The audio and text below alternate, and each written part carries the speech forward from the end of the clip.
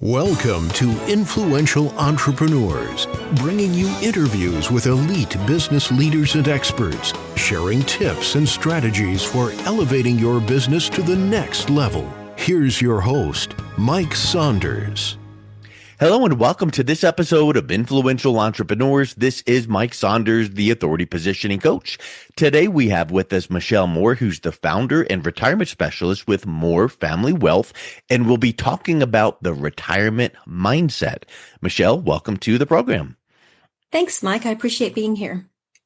Yeah, I'm looking forward to chatting with you because I'm a big believer in personal development and mindset. And boy, if you need to start planning retirement by having a retirement mindset, I want to know all about that. But before we dive in, give us a little bit of your story and background and how did you get into the financial services industry?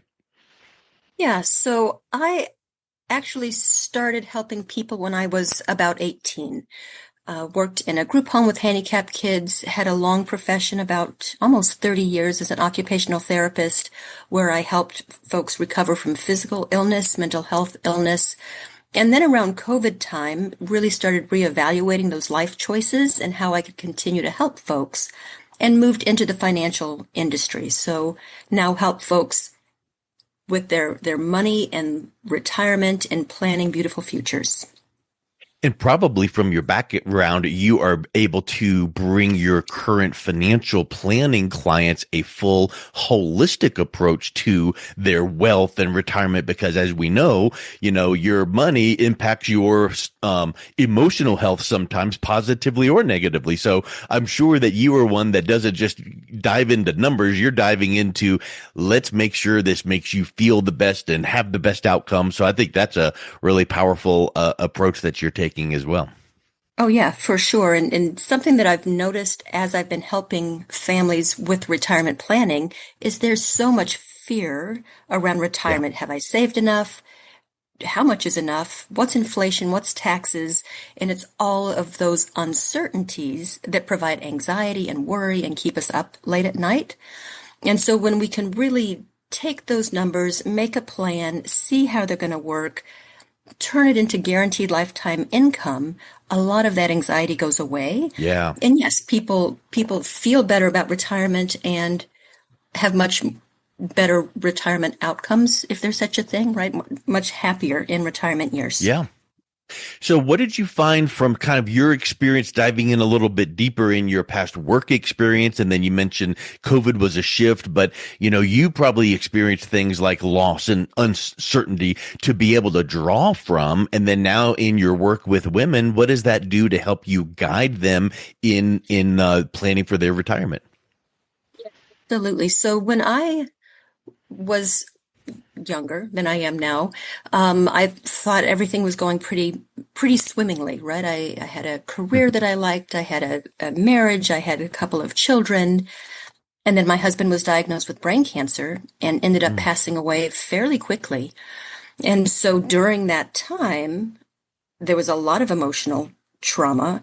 And then the financial piece was tremendous. And once he passed away, I ended up with a mortgage, lots of bills, 2 children, and 48 cents in my bank account. Wow. And it was really rough, right? And so I never want another woman or family to be in that position of wondering where's that next meal, or putting on GoFundMe to try to figure out a burial or mortgage. That's not something that I want anyone to face. So that really moved me as I started looking at my options and how am I going to support my family to make that move. So yes, it was COVID and it was the loss of my husband. And as I learned more and more, I went, wow, why do more people not know about this, right? Like, how can we not know all these tools and tricks and tips that all the wealthy seem to know that that regular folks don't? And so, right. Yeah. And so that's really motivated me to sort of open possibilities to what else is out there for retirement. Yeah, huge. And so many times when you experienced something like that and you're working with a current client, they can just tell that empathy coming through. So that's huge. So in your book, you talk about like a mountain climbing metaphor. Talk a I little bit do. about how you relate retirement to mountain climbing, getting up and down the mountain. Yeah. So something that someone told me once, and I didn't believe it was true, so I had to go Google it, and it turned out to be a true statement, is that more people die descending Mount Everest than they do going to the summit. Wow. And that really hit me. It's like, wow, how can that be, right? And then I use that analogy as retirement. We spend most of our lives, right? The first 60, 65 years planning, how do I get to this retirement pinnacle? But Hmm. no one talks about how do you safely descend, right? How do you get from the top back down? And are you going to have tremendous valleys or big, beautiful green fields, or what is that retirement going to look like? And so, yes, I do use that analogy and tie it into those climbers of Mount Everest so that we can plan and be prepared and have those safety nets and safety rope so that no matter what our terrain is in retirement, we are covered and going to make it down safely. It's really interesting. Yeah, I'm confident that you Googled that, and because I've heard the same thing. It's on the way down. That's the most treacherous. How does that relate then to the retirement side of things? So is gaining money and planning for retirement the climb up, and then what is the climb down that you have to be so careful about? Yeah, so I think in our first half of our lives, right, it is that accrual. How do we increase our wealth and generate more and more and more? But once we hit retirement, it's no longer about what are those gains. It's how do we ensure our money lasts the rest of our life so Mm, that we're not outliving our money, so that we're not a burden to our children or those that we care about, so that we don't end up in a nursing home, that we're not making mistakes. And so that's what I really see is those fears that hold us back and not really sure how do I go forward with my retirement planning. yeah. Yeah, that's huge. And it seems like what using that analogy, that one slip of the foot, can just wipe out all the work you did. Well, one slip of the Absolutely. foot financially can do a lot of wiping out as well. And so Absolutely. that also ties back into mindset, right? I mean, it really is a perspective change in people needed to think in that direction. Yeah, it's mindset options. So most of us growing up are told invest in your 401k or your 403b, right? Whatever your pension plan is, Social Security. And Hmm. we're told that should be enough. Just keep investing in those and you'll be covered. That's really not the case, right? And we Mm, all know we've all been around long enough that we see stocks go up and down and up and down and up and down. And that uncertainty is what causes so much anxiety and fear. And so then if we can take that instability and make it stable and predictable, that gets rid of all those worries, right? So now we know we have a retirement vehicle that is going to generate so much money on a guaranteed basis every month or every year. It's easier to plan. And so we don't have that level of worry. yeah. Yeah, and it kind of maps out our steps. Sometimes, knowing what some of those fears are and identifying them kind of makes the fear a little bit less, like a little bit less of a obstacle. So, talk Absolutely. about a little bit more of the fears. I know you mentioned a couple, like will I have enough money to retire? But what are some of the other common fears that women have when it comes to planning for retirement? And then what do you do to help them move through those? So many of the women that I work with is that they love their family. Hmm. They that their moms, their caregivers. That's their biggest concern is not only do I have enough, but I don't want to burden my children. And so that's looking at the financial piece, of course, but it's also looking at the estate planning. Do I need a will or a trust or advance directives? What is my life insurance maybe look like? Is that going to be covered so that I don't have that burden? As I mentioned, my husband passed away And I didn't have any idea how much a funeral cost until that point in time. And it was Mm, pretty staggering to realize not only do I have 48 cents, but I need to come up with this sum of money mm. in order to go forward. And so all of that is fear, that being a burden to my loved ones. And so again, if we can shift that mindset, have that stability, that clarity, and understand it's not just the stock market, and there's so many better vehicles that maybe your financial advisor isn't able to provide you because Mhm. they can only offer what their company allows. And not that they don't do a fabulous job, and not that folks shouldn't have them, but there are additional resources that you can use for retirement to curb the required minimum distributions, have stability, have safety, and not be a burden. I think the burden is a huge thing because it's like, oh, I just don't want, my family to worry about me or do this or have to spend money on. I think that's really huge. And I think Hmm. also, it seems to me like a common fear would be, did I save enough for retirement? Like just to get to Yeah. retirement at age whatever, that's fine. But what if I live to be age 80, 90, 95? Will I have enough money? So those are the kind Yes. of things that I think are, big fears. Also, when you start layering in additional nuances of fears that women may face, one would be the fact, I would think, and correct if I'm wrong, but statistically, women live longer than men. They do. Yeah. And there are statistics that I do look at in my book that not only do women live longer, but frequently they are going to be spending their last few years in poverty because Mm, any money that they had saved went to the care of the spouse who passed, which is generally the man first. And so any of those financial reserves are tapped out. And so then the woman is left in a position that's very vulnerable. And so living longer with fewer resources, emotional, financial, much less stability. And so, mm. again, putting a plan in place where we can anticipate, prepare, and then curb that is a tremendous relief for so many of the families that I work with. Yeah, that's a really really big piece there too. And Yeah. so many times it's been said, you don't know what you don't know, and many times you Yes. will be working with a client talking about some of these concerns and fears, and it's like, I've never thought about that. What are some other commonly maybe myths or misconceptions that women might think is the case, but might not be the case, or on the other hand, what are some of the common things that women believe about retirement that they don't really know about until you bring it to their attention? Yeah, and so I think some of those pieces that women just aren't aware of is that there are other options outside of the stock market.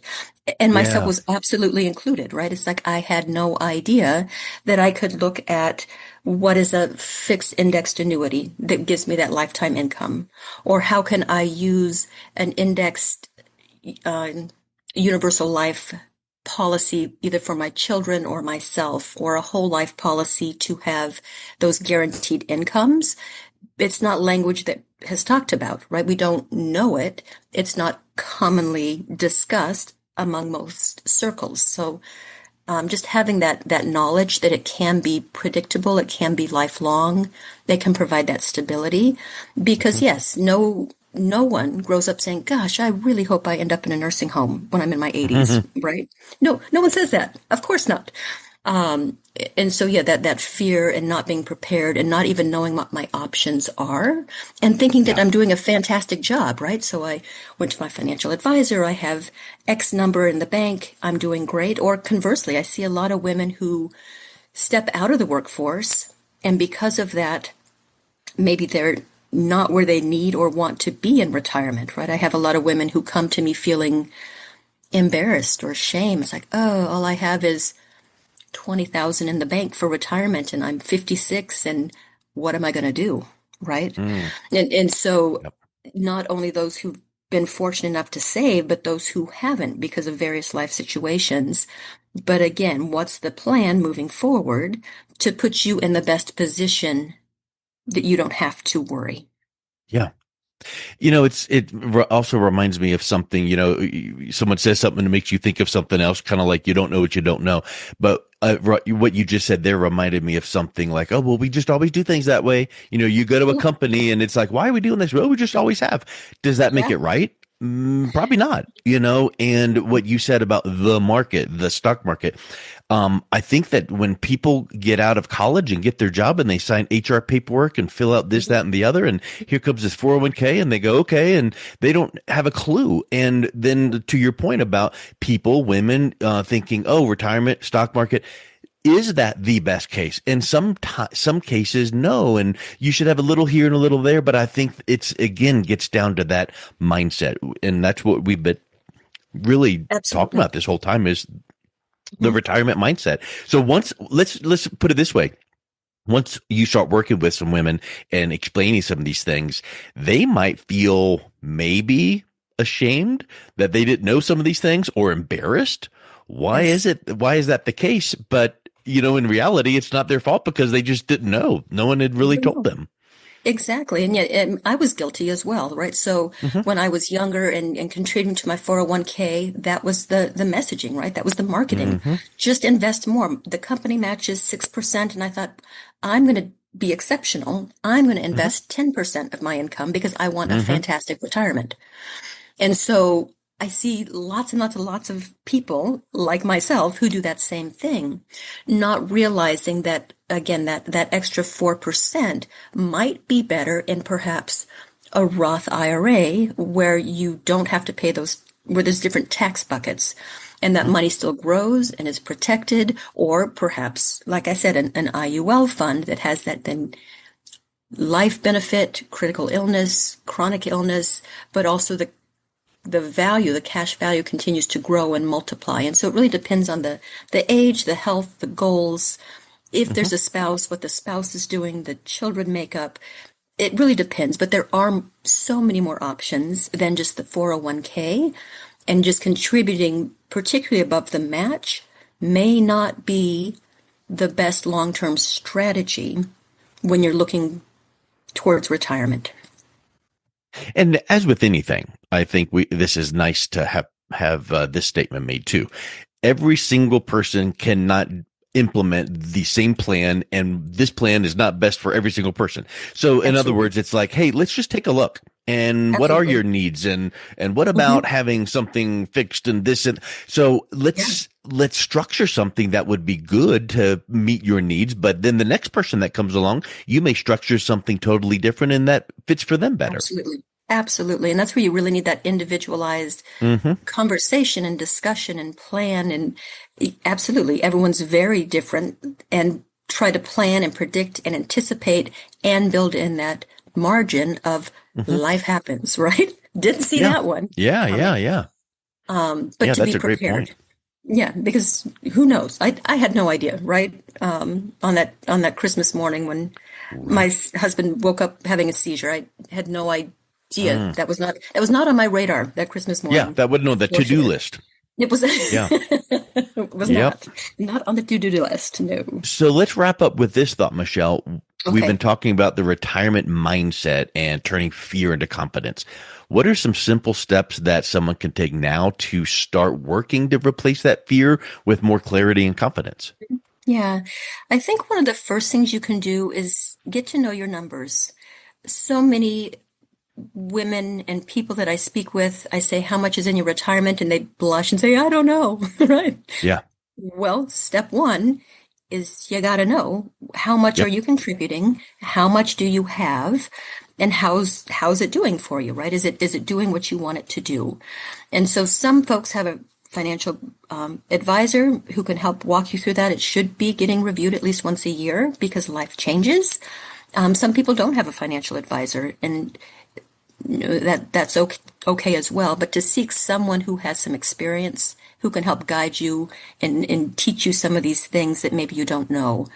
I Hmm. think reading, educating yourself, looking at podcasts, looking at videos, finding out other options is tremendously helpful. Asking yourself, what really matters? What am I concerned about? What's my family history? What are my goals? and then asking for help, right? So working with that trusted advisor so that you can turn the things that seem really complex into clarity. Yeah. And so that's Well, what I like to do. I Yeah. think that makes a whole lot of sense. And I think that, you cannot just go, oh, let me check this out and Google it and I'm good to go. Nope. You need to do some research, educate yourself, and then get with that trusted advisor that can listen to what you're looking for, what your needs are. And I think that is spectacular. So, Michelle, if someone is interested in learning a little more on turning their fear into confidence, what's the best way that they can learn more and reach out and connect with you? Well, yes, I would love to speak with folks, and every time I speak with families, my services are the best price ever. It's always free. And Yeah. so, right, that's the best price. And so it costs nothing literally to have a conversation with me and to help plan and strategize and give opinions and thoughts. And so my website is, of course, www.more, it's my last name, Moore, so morefamilywealth.com. Well, Michelle, thank you so much for coming on. It's been a real pleasure chatting with you today. Mike, thanks for having me. I appreciate it. Have a lovely You've been listening to Influential Entrepreneurs with Mike Saunders. To learn more about the resources mentioned on today's show or listen to past episodes, visit www.influentialentrepreneursradio.com.